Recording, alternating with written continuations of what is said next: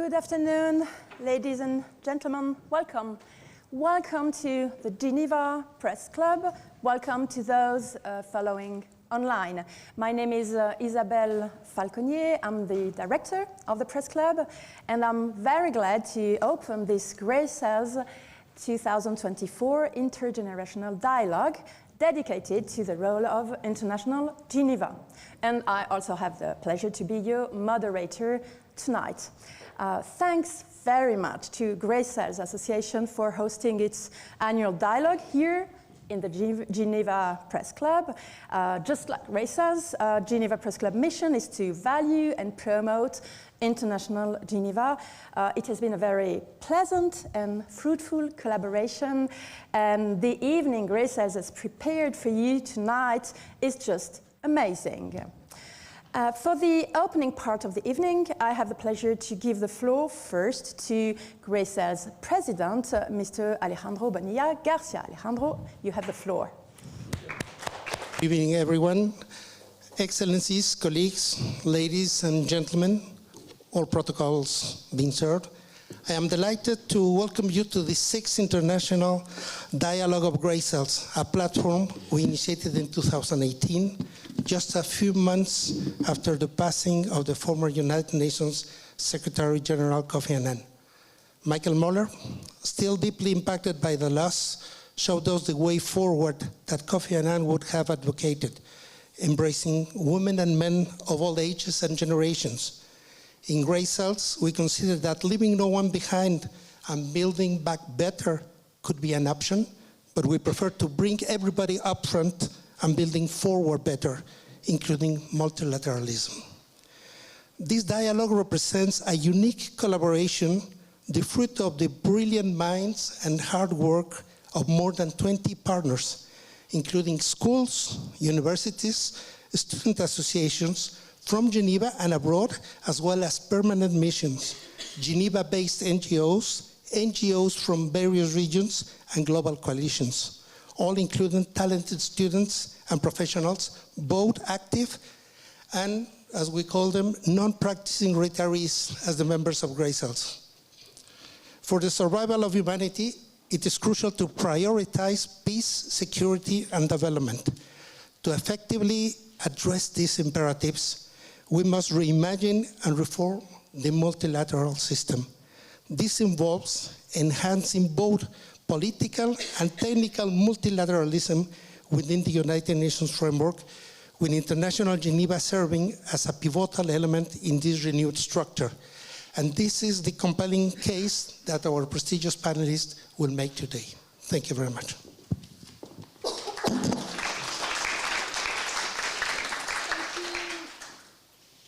Thank you, Alejandro. And now, ladies and gentlemen, please welcome the Honorary President of Greycells and, of course, former Director General of the UN Office in Geneva, Mr. Michael Muller. Mr. Muller, you have the floor. Thank you very much. Hello, everyone. I'm very happy to be with you here to this really useful conversation, and I hope we come up with something interesting. Most people, when they talk about multilateralism, tells us that it's in crisis and that the world is going to hell in a handbasket and that things are really bad. I'm not of that school. I'm much more of an optimist. I think that multilateralism is in transition. It's clear that the multilateralism that has served our humanity incredibly well over the last 80 years no longer functions. But it's still there, and it's still very much needed, and we certainly need to change it. We are going to have, and we are already moving towards a new kind of multilateralism, one that is more collaborative, more integrated, de-siloed, more networked, and much more preventive. And this change and this move and trend, if you want to call it, happens in a context of several trends at the same time. One is we're living a governance transition at all levels of our societies, where those sitting around the decision-making tables are very different, or will be very different than it was before. Before, we usually only had governments around that table. today, and even more so in the future, we're going to have a whole host of other actors that are getting together to both set policy and to take decisions on how we're going to manage our planet. There's an interesting trend also that plays in, and certainly plays into what we're going to be talking about. And that is that all organizations today, whether small or big, UN, NGOs, not UN, are all being judged and will increasingly be judged by their impact. The time when you were getting money and political support and other goods for simply by existing, as has been the case for certainly the last many decades where the UN is concerned, is over. And this is part of this changing trend into this new multilateralism. And I think that this is the way it should be. Unless we can prove impact and we can prove that we are actually providing something of value to our fellow human beings, these organizations will close in short order. Of course, the Sustainable Development Goals, the roadmap, the international and global roadmap we have for how to move forward is still very much in play and still very much an inspiration for how we need to work together. The baseline here is that with this new multilateralism, using the SDGs as a backdrop and as a foundation, if we don't find ways of collaborating and working together in ways that we've never done before, we're not going to make it. It's as simple as that. All this against the backdrop of major existential threats. I don't need to go into that. You all know what is at play right now, and the speed with which we need to move in order to have half a chance of solving some of these problems. And this is, of course, one of the big frameworks around what we do.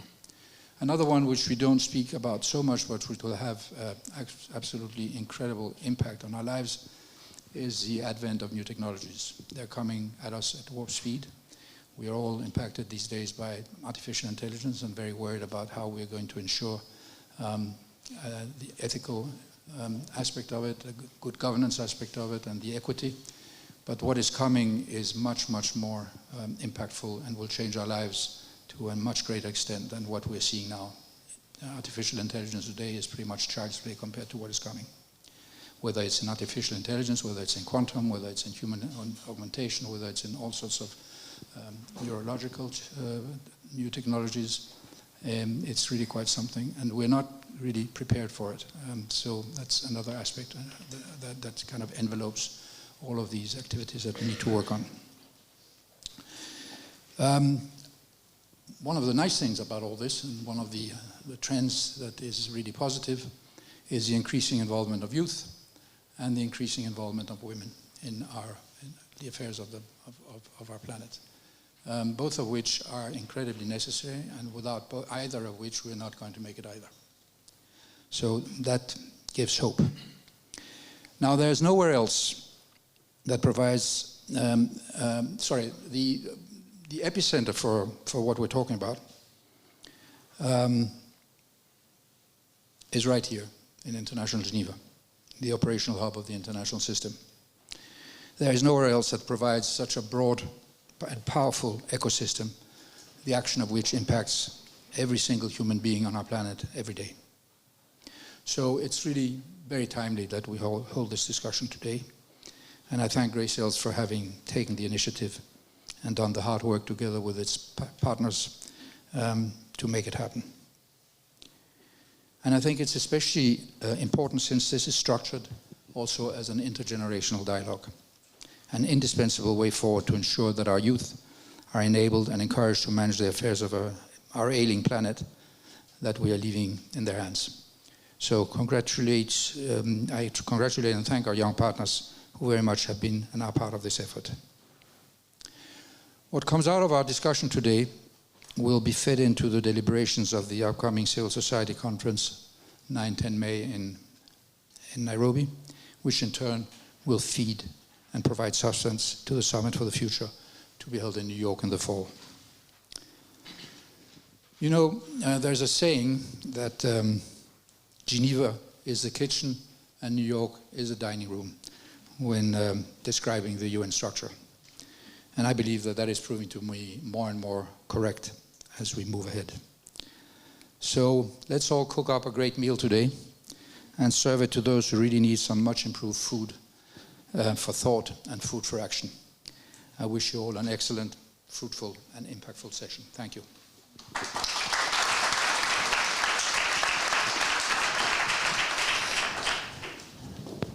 Thank you very much, Mr. Muller. Youth and students have a large place tonight, and please welcome Mrs. Sarah Gugerli. She's the president of Swiss Diplomacy Students Academy. Please, Sarah, you have the floor for an introductory word.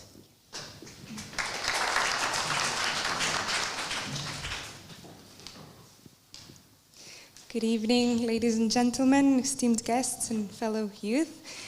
Today I stand before you as an advocate of the youth and the women, and to discuss the crucial role of these young people in shaping the future of multilateral institutions like the United Nations, particularly in the context of the International Geneva and the concept of UN 2.0. The youth have shown a great courage in advocating in the values and the work of the United Nations, called for a renewed UN that truly serves the needs of future generations. As the future leaders of tomorrow, it is our responsibility to stand up for these principles and actively participate in shaping the global agenda for a better world. However, the responsibility to drive change and innovation does not solely rest on the shoulders of the youth. While the energy and passion of the younger generations are essential in pushing for progress, creating new pathways requires a collective effort that involves individuals of all ages and backgrounds. Building bridges between different generations is key to ensuring the sustainability and effectiveness of transformative work. Intergenerational conversations provide a platform for sharing experiences, knowledge, and perspectives, thus laying down a solid foundation for collaboration and understanding. By fostering these dialogues and collaboration across all age groups, we can strengthen the bonds that connect us and create a more inclusive and holistic approach to shaping the future. This is why I think that today's dialogue represents such an important space of precisely a dialogue. The work that has been done by Greycells, by including the youth and different actors contributing to the conversation, is a representation of what should be done in many of the discussions concerning the future of the international scene. International Geneva holds a central role in the global conversation, bringing together experts, diplomats, NGOs, and international organizations from around the world.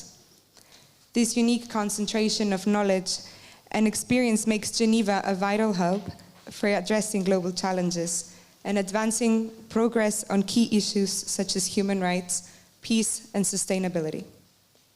Youth engagement in Geneva is crucial for bringing fresh perspectives and innovative solutions to the table.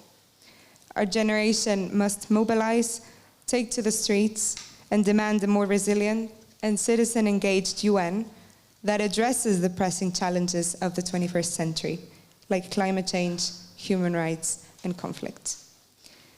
Therefore, I urge my fellow youth to step forward, engage with diplomats, researchers, and the private sector in Geneva, and contribute to the dialogue on shaping the future of the United Nations.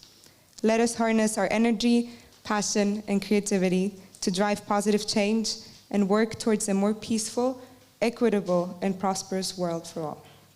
Together, we can be the driving force behind this transformative UN 2.0 that reflects the values and aspirations of the global youth community. Thank you very much.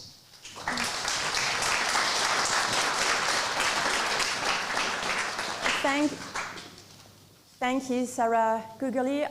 Your Diplomacy Students Academy has been a Greycells partner since many years. And now we have a video message by Mrs. Tatiana Valovaya, the Director General of the UN office here in Geneva. We listen to her. Ladies and gentlemen, dear friends, it is my great pleasure to address this 2024 Intergenerational Dialogue. And I would like to thank Greycells and its many partners for organizing this event and for bringing together different generations, young people as well as current and former international civil servants, united by their search for solutions to the challenges of our times. The focus of your discussion could not come at a more important moment. The upcoming Summit of the Future in September presents a once-in-a-generation opportunity to address the current crisis of multilateralism while preparing for the challenges of the future. The role of International Geneva in support of the summit cannot be overstated. Our diverse, dynamic, and highly knowledgeable ecosystem has a key role to play to address the existential challenges we are facing today and those on the horizon. This delicate balance between the past and the present is at the heart of sustainable development, and it requires all of us to think and act with future generations in mind. But achieving this effectively necessitates the meaningful engagement of young people.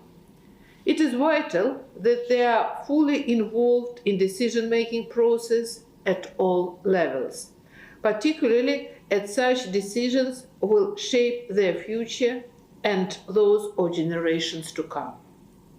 This event is a powerful example of demonstrating how International Geneva is walking the talk on mainstreaming and an intergenerational lens.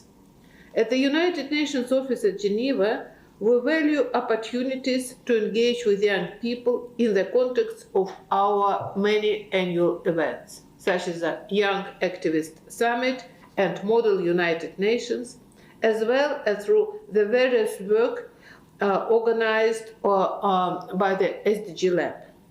As we move forward in preparing for the Summit of the Future, I invite you to continue working together and use these intergenerational principles in your work. This is a paramount consideration to reinvigorate multilateralism and to ensure a sustainable future for present and future generations. I wish you further thinking and very fruitful discussions. Thank you.